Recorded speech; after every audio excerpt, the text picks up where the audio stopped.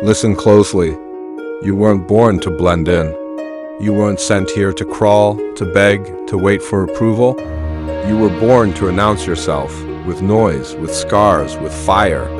Every second you breathe quietly, someone weaker than you is talking louder, fighting harder, stealing the life that should have been yours. You call that peace? That's surrender disguised as comfort. Muhammad Ali didn't wait for the world to name him the greatest. He said it first. He believed it louder than anyone else. And then he went out there and proved the world wrong until they had no choice but to believe him. That's the difference between the talkers and the chosen ones. Ordinary people ask for respect. Legends demand it. Ali demanded it, not with arrogance but with certainty. A certainty forged in sweat, humiliation, and nights when every bone screamed to quit. He didn't whisper his dream. He shouted it into the face of fear. I am the greatest. And fear bowed. That's what you're missing. That violent, raw belief that you can't be stopped. The toxic kind of confidence that burns bridges behind you so retreat becomes impossible. You think it's ego? No, it's armor. Because this world doesn't listen to the humble, it listens to the loud, to the fearless, to the one who dares to say, I can, while everyone else says, impossible. Every time you say, I can't, you bury another version of yourself that could. You're not tired, you're soft. You're not broken, you're untested. You're not lost, you're hiding. And that's the truth most people can't handle. Ali didn't rise because of luck. He rose because he looked at pain and said, is that all you've got? He rose because defeat was never a period, it was a comma. A pause before a comeback. You want to win? Then stop being polite with your dreams. Punch back. Hit harder. Move faster. When they call you crazy, smile because they've finally noticed you exist. Nothing is impossible. That's not motivation. That's a threat to every excuse you've ever made. Because when you decide nothing means nothing, you strip away the comfort, the fear, the hesitation. You become pure motion, pure hunger. Ali said he hated every minute of training, but he trained anyway. That's the toxic truth. Greatness isn't found in love. It's born in obsession. You think champions enjoy the grind? They hate it, but they still do it because losing hurts more than pain ever will. So wake up. You are not fragile. You are just undisciplined. And that ends now. This is where you stop existing and start becoming. Not tomorrow. Not next week. Now, because impossible isn't real. It's a word invented by quitters to feel better about their failure. Ali killed that word, and so will you. This is your awakening. And the world has no idea what's coming next. They will laugh at you. They will say you've lost your mind. They'll tell you to be realistic. But reality is built by those who refuse to be. Realistisvari joke that didn't quit became a legend. Ali knew that. He was mocked for his words, hated for his confidence, attacked for his beliefs, but he never backed down. When the world tried to silence him, he got louder. When they tried to break his spirit, he stood taller. Because he understood one thing, you can't destroy a man who's already sacrificed his comfort. You say you want to win? Then get ready to bleed for it. You say you want respect? Then earn it when no one's watching. Because before every victory comes humiliation. Before every crown comes chaos. Before every rise, there's rejection. They'll call you names. They'll label you arrogant. They'll say you're toxic, dangerous, too much. Good? Be too much. Be so much that small minds choke on your name. Ali didn't fit in. He refused to.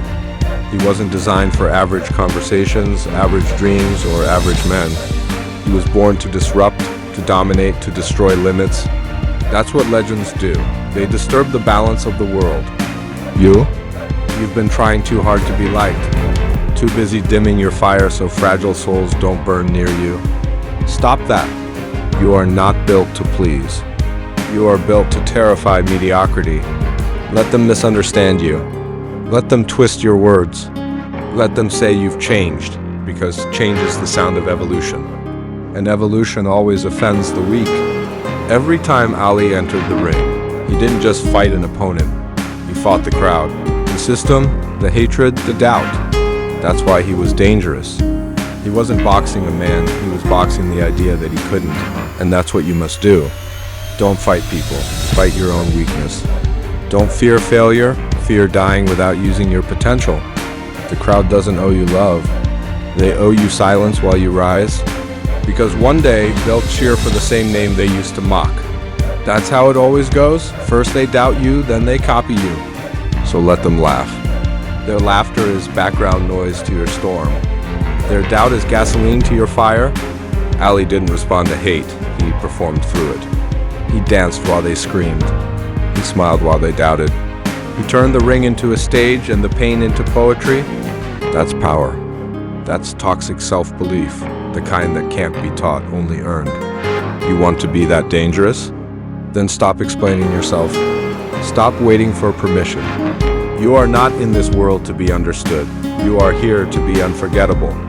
The struggle isn't your enemy. It's your test. And every bruise you get now will glow later when the spotlight finds you. So when they say you can't, whisper, watch me. When they laugh, grin, because you know what's coming. And when they try to stop you, smile, because they're already too late. You are the storm now. And storms don't apologize. Pain doesn't break you. It builds you. But most people never learn that. They feel the sting and they run. They feel the pressure and they fold. You're not most people. At least you better not be. Every legend you admire was baptized in pain. Ali was no different. When his body gave up, his soul kept fighting. When his legs shook, his pride carried him. And when the crowd doubted, he used their doubt as fuel. Because champions aren't made in arenas. They're made in silence. In the lonely hours when no one claps. In the mornings when you wake up tired but still train. In the nights when your hands shake but you refuse to quit. That's the war, and it's not out there. It's inside you. Every excuse, every fear, every moment you hesitate, that's your real opponent. The world isn't stopping you, you are. And until you admit that, you'll keep losing battles you never even fought. Ali didn't win because he was stronger. He won because he was willing to suffer longer. He understood the rule of greatness. You must learn to love the pain that others run from. That's what separates the weak from the unstoppable. The weak pray for easy days. The strong, they crave the war. Because war reveals the truth, and truth always burns. You think you're tired? Good. You're supposed to be. Because exhaustion is proof that you're still in the fight. If you're not bleeding, if you're not broken, if you're not doubting yourself every night, you're not chasing anything big enough. Ali's fists weren't his greatest weapon, his mind was. He tricked pain into submission. He convinced himself that discomfort was progress, that every punch he took was a step closer to becoming untouchable. And that's what you need, a toxic relationship with pain. Don't just tolerate it, romanticize it. Smile when it hurts. Laugh when it burns, because pain is not your punishment, it's your initiation. You don't get to call yourself strong if you've never been weak. You don't get to call yourself fearless if you've never faced fear. You don't get to call yourself unstoppable until life has tried and failed to stop you. That's what the war teaches you. That greatness is never free. You will pay in sweat, blood, and sleepless nights. But when it's all over, when the dust settles and they whisper your name, you'll realize it was worth every scar. Ali used to say, I don't count my sit-ups. I only start counting when it starts hurting. That's where most people quit, right when the real growth begins. So next time life hits you, don't step back. Step forward.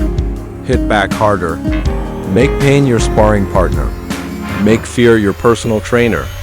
Make failure your foundation. Because this is war. And war doesn't wait for the ready, it creates them. You either rise or you rot. You either adapt or you vanish.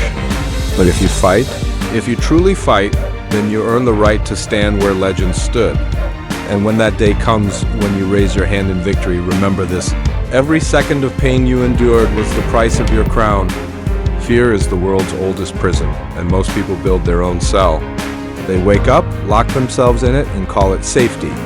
You're not meant for safety. You were born for chaos. Muhammad Ali didn't fear losing. He feared not trying. He didn't bow to fear, he made fear bow to him, because he understood one truth that most people can't even whisper to themselves. Courage isn't the absence of fear, it's the domination of it. You think champions don't feel fear?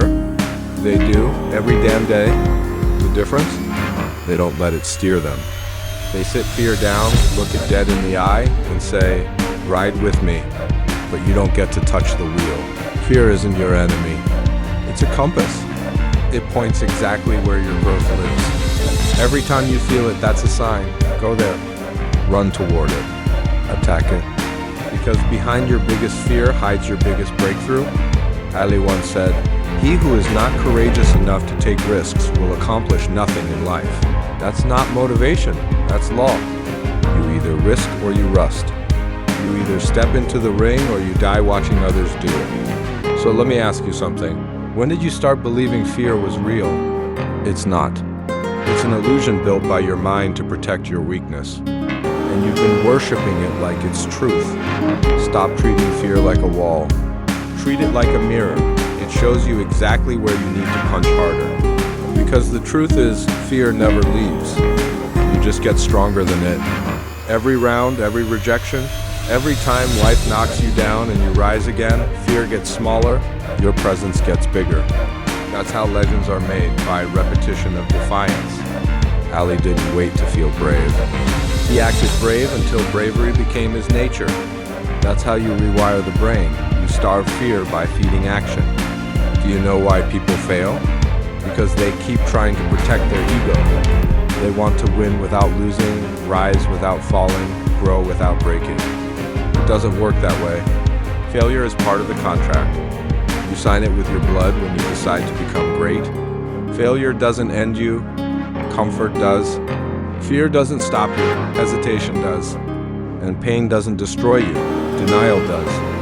You can't lose if you refuse to quit. You can't fall if you never stop getting up. And you can't fear failure if you know that failure is just success in disguise. Ali walked into fights he wasn't supposed to win. He faced men taller, stronger, faster, and still walked out the king. Not because he was lucky, but because his belief was louder than logic. That's the mindset. When your body says enough, your soul whispers again. When your mind screams impossible, your heart growls, "Watch me." That's how legends think. They don't negotiate with fear, they use it as fuel. So from now on, stop playing defense. Stop protecting what's safe. Start attacking what's scary. Because life doesn't reward the careful, it rewards the fearless. And when people say you've changed, tell them, damn right, because the old you feared losing. The new you fears mediocrity. This is your new identity. They'll throw noise in your way, hoping you'll react. But you've already learned the golden rule. The more they talk, the quieter you become. Because noise dies fast, silence endures. And you've become silence. You've become that calm presence that doesn't flinch, that steady gaze that tells people, I've already decided where I'm going and you can't stop me. The Shadow Empire. Every person you admire, every legend, every name that changed history, was once a ghost working in the dark. They were mocked, ignored, overlooked. But while the world slept, they built. They built in silence, brick by brick, until one day their shadow turned into a structure too big to ignore. That's you now. You're building a shadow empire, a kingdom made of discipline, sacrifice, and sleepless nights. And one day, when the lights finally find you, the world will call it overnight success, but you'll smile because you'll know the truth. It wasn't overnight. It was every night. The shift. The day will come when you'll no longer crave recognition. You'll crave dominion. You'll crave control over yourself, the kind that no one can buy, no one can break, no one can manipulate. You'll start moving different. You'll start speaking less. You'll start valuing silence more than attention, and purpose more than applause. That's when you've crossed over from dreamer to doer, from fighter to ruler. That's when the beast turns into a legend. You can't build an empire with feelings, only with focus. If they can still reach you easily, you're not focused enough. Ruthless isn't cruel, it's necessary. In the dark, power grows in silence. You're no longer fueled by ego, you're powered by obsession. You're not chasing approval, you're building legacy. And when the world finally sees what you became in the dark, they'll understand why you chose solitude over sympathy, because while they were seeking comfort, you were building power. There's a point in the journey where you don't even recognize yourself anymore. The weakness is gone. The fear is gone. The hesitation that once held you back, gone. You've been broken, rebuilt, abandoned, doubted, and yet you're still standing. That's when you realize you didn't survive the fire to return as the same person.